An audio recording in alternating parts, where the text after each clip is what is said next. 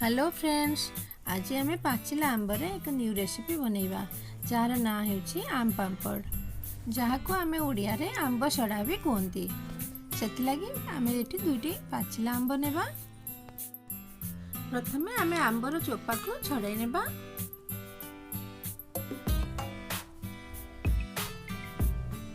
आम छोट छोट पीस करी काटी नेबा। एबे आमे याको गोटे ग्राइंडिंग जार रे निजबा। एबे एथिरे आधा कप चीनी ऐड करनेबा। यह डिपेंड करछि आपनका आंब केते मीठा अछि। एबे आमे याको भलो भाबरे ग्राइंडिंग करनेबा। एथिरे जम्मा भी पानी मिसेबा नाही।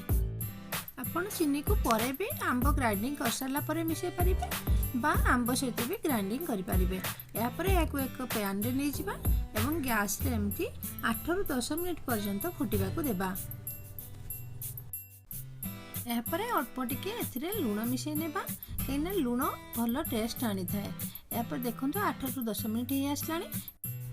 ये आंबर कलर भी चेंज हो जाइए, पूरा ट्रांसपेरेंट देखा जाउछि एवं हाथ को अठा अठा भी लगुछि। एबे गैस को बंद करनेबा। यापर गोटे स्टील प्लेट रे अल्प टे घी बा तेल लगे नेबा। यापर एथे अल्प किसी पल्प को ढाली नेबा। एबे एमती थाली को धीरे धीरे बुले नेबा जेमती चारिपटे आमर आंब भल से खेली हो जिवो। याको आमे अधिक मोटा करबानी कि अधिक पतला भी करबानी। एठी देखंतु मोर दुईटा थाली रे मु भाग कर नेछि। एबे याको आमे 2-3 पर्यंत भल भाबरे खरा रे सुखे नेबा।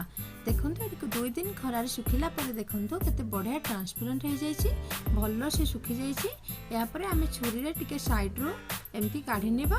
तापर देखंतु केते बढ़िया से हमरो आंब सड़ा बाहरी जाउछि। इटा जेहेतु आमर गोटे लेयर अच्छे से टिके पतला रहिबो। देखंतु केते बढ़िया से ट्रांसपेरेंट देखा जाउछि।